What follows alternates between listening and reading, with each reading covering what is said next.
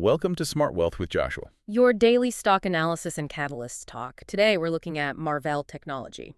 If you find our talks useful, please consider subscribe, like, and comment underneath to support our podcast.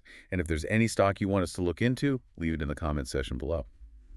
So let's get into the analysis. Yeah, let's do it. We're dissecting a particularly compelling situation today. It involves a semiconductor giant that has executed this massive and, very strategic pivot. A pivot. Okay, what kind of pivot are we talking about? They're shifting their entire focus. The goal is to become an absolutely indispensable infrastructure provider for the whole generative AI revolution. Okay, so let's unpack that. Yeah. Because the setup here is, it's truly fascinating. You have this huge structural transition happening, but the market, it almost seems like it's having trouble pricing it in. It really does. I mean, the stock itself has been down over 20% year to date, and that's happening despite these, soaring operational results. It just screams value disconnect.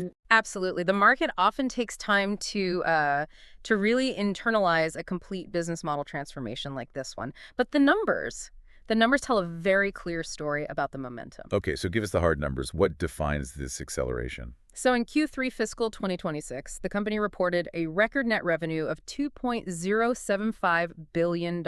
Okay. Which was a robust 37% increase year over year. But you have to look deeper because the engine driving all of this, it's purely the data center segment. Right, so this is a fundamental restructuring of where the money is coming from. Precisely. The data center revenue is now the dominant force. It's around 73% of total revenue in the last quarter, and it grew 38% year over year. And that's just the latest quarter. Exactly. Just a couple of quarters earlier, in Q4 of fiscal 2025, that same segment, it grew an explosive 78% year over year. 70%. I mean, that's not just scaling, that's seizing market leadership. And management isn't predicting a slowdown, are they? Not at all. Looking at the guidance, they're projecting full year fiscal 2026 revenue growth exceeding 40% overall. 40%? For a company this size, that's immense. It is. And their long-term confidence is built on the stickiness of their products. They're projecting data center revenue growth of more than 25%.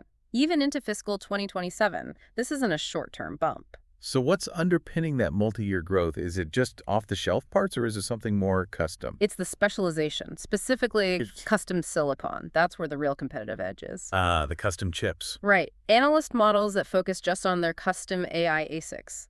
They expect those revenues to double. Double. From what to what? From about $1.8 billion in 2026 to a massive $3.6 billion in 2027. Wow. Okay, so hold on. For anyone who's not, deep in the weeds of chip design, what's an ASIC? Why is that so important compared to, say, a regular GPU? It's all about efficiency and optimization. GPUs are great for broad tasks, but when a hyperscaler, like an Amazon or a Microsoft, needs to run one specific AI model thousands of times a minute, they need silicon designed only for that one job. So an ASIC? That's an ASIC. It gives you way better performance per watt, much lower running costs. And when Marvell wins a design for one of these chips, it cements a multi-year relationship with extremely high switching costs. Right, which suggests that this is incredible high-margin business. So let's talk profitability. What kind of leverage are they getting from this? The leverage is strong, and it's getting better. Their non-GAAP gross margins hit a very healthy 59.7% in Q3. Almost 60%. In the semi world, that confirms some serious pricing power. It really does, especially in those high-demand products like the custom silicon and, critically, their electro-optics. But the real story is usually how that translates from gross to net profit, right? Exactly. Their operating income margin is at a solid 31.75%. But here's the potential upside analysts are watching, scaling. They see a huge opportunity to expand net profit margins from, roughly 10% now, toward a goal of 20% within the next few years. 20% net margin. If they hit that as revenue scales up, that completely re-rates the stock. It unlocks substantial shareholder value, yes. But this industry is notoriously competitive. What protects them? What's their competitive moat? Their moat is owning the nervous system of the AI data center. The nervous system. I like that. So they're not just the muscle. Exactly. They're selling the connectivity, the intelligence, the whole infrastructure you need to link thousands of those accelerators together. It's a vertically integrated stack, all built around their custom AI chip design expertise. But wait, the biggest hyperscalers? Amazon, Microsoft, they're all trying to build this stuff in-house. Why do they still need Marvell? That's the critical question. The hyperscalers are great at building their own compute chips, like Amazon's Trainium, but they still need best-in-class solutions for the incredibly complex, high-speed connectivity that links all those chips together. Ah, so that's where Marvell comes in. That's their sweet spot. The optical links, the complex switching fabrics, it's just too expensive for the hyperscalers to do everything themselves. So they partner with the best-of-breed connectivity experts, and that's what Marvell has become. And they've been super aggressive in securing that position through acquisitions, right? Oh, absolutely. The M&A strategy has been brilliant. Let's talk about two recent deals.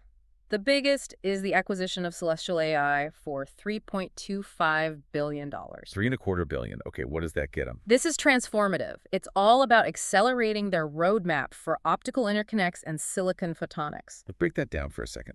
Optical interconnects. Why are they so critical for the future of AI? Think of them as the next generation of wiring. As AI models get bigger, traditional copper wires just can't move data fast enough. They get too hot. They become a bottleneck. A massive bottleneck. Optical interconnects use light silicon photonics to transmit huge amounts of data at incredible speeds. By buying Celestial AI, Marvell positions itself as the key supplier for the essential plumbing in these next-gen AI clusters. And what's the revenue potential from that kind of investment?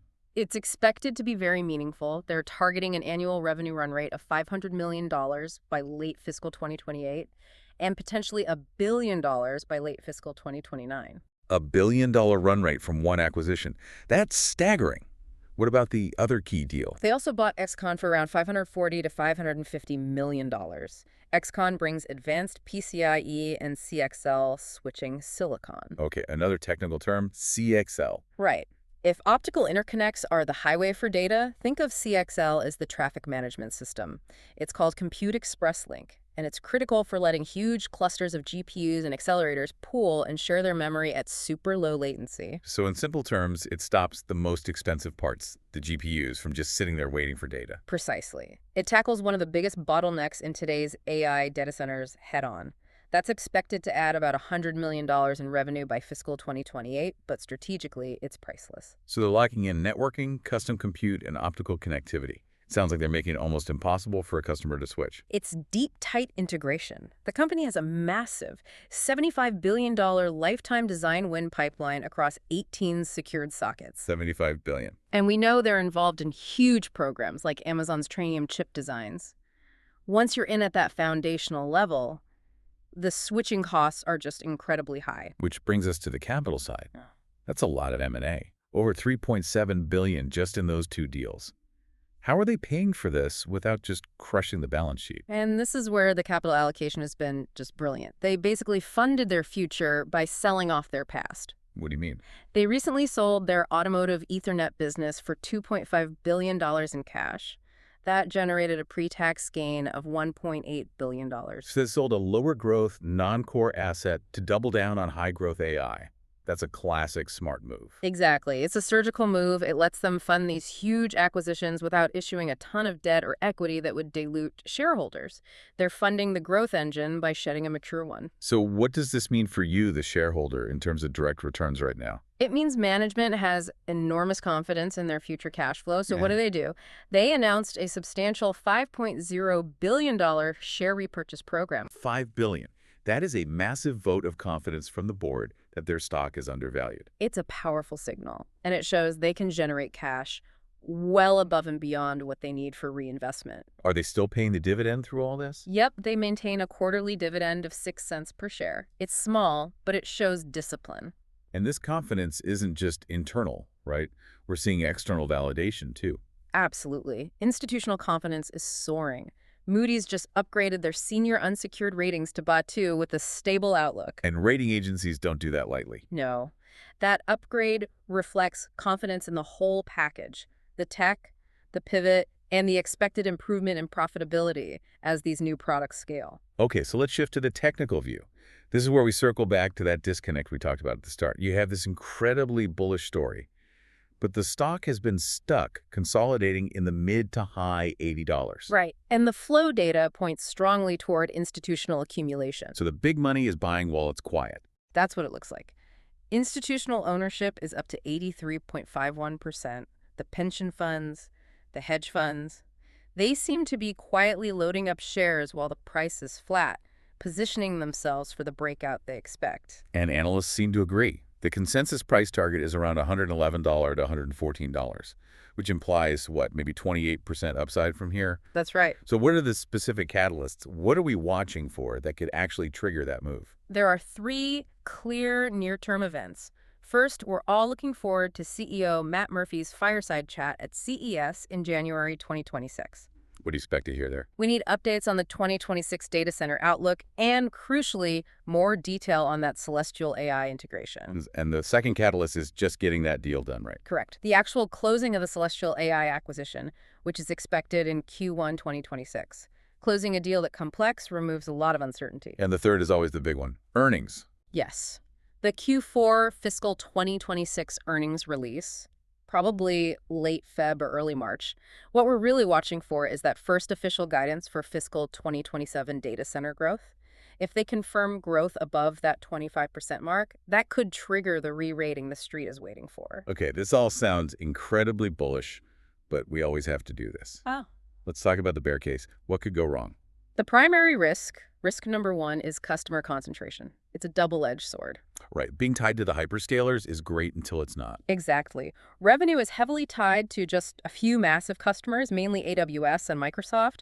If their capital spending slows down or they get much better at making their own stuff in-house, that could really pressure the growth forecast. They're betting their future on the continued spending of just a few giants. Yeah. If one of them sneezes. The whole model gets a cold. That 25% growth forecast for FY27 could start to look very aggressive very quickly. And risk number two has to be execution. Absolutely. Risk two is integration, execution, and competition. They have to successfully integrate these incredibly complex technologies from Celestial AI and XConn. This isn't just merging balance sheets. You're merging engineering teams, product roadmaps. At the cutting edge of silicon photonics, all while competing with giants like Broadcom. And the market. The market is expecting perfection. Any delays in ramping up these new high-margin products could really hurt that push toward a 20% net margin. So bringing it all together, how should you frame the core investment thesis here? The thesis really hinges on one thing. Yeah. Successful execution. They have to become that full-stack connectivity provider for AI data centers. They've made all the right strategic moves, selling the old to fund the new. The mix of custom silicon wins, aggressive M&A, and that huge $5 billion buyback. It paints a picture of a company with a significant runway. Provided they navigate those risks. Provided they navigate the integration and competitive risks. If they can do that, the fundamentals strongly support the bullish case. That's our look at Marvell Technology. The central takeaway for you is watching that transition from a chip component supplier to the essential infrastructure partner for the largest AI builders in the world. If you enjoyed this analysis into the AI infrastructure landscape, hit that subscribe button, leave a like, and tell us what stock we should analyze next in the comments below. We'll be back tomorrow with more Smart Wealth.